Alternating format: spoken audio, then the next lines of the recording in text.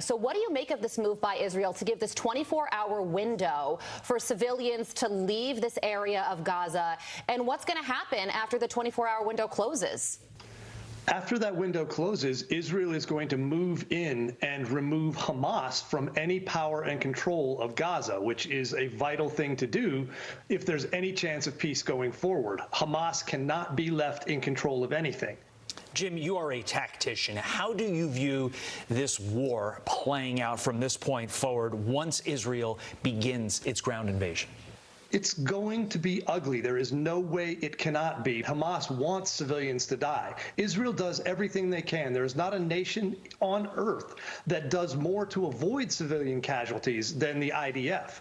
But because Hamas is a nihilistic cult, they've created a culture where the dead civilians are their strategy. They put their military headquarters in mosques, in schools, and in hospitals.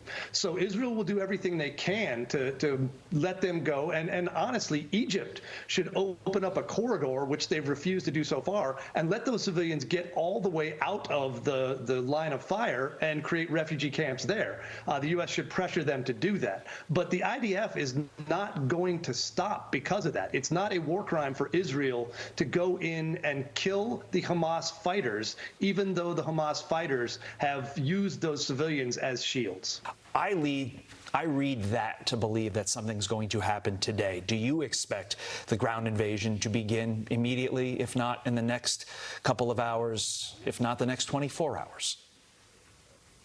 Absolutely. Israel has prepped for this. They activated hundreds of thousands of reservists so that they had the forces necessary.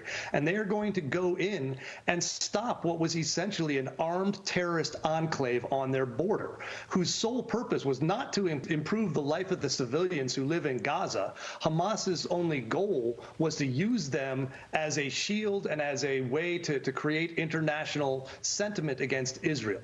So the Israelis are going to stop that.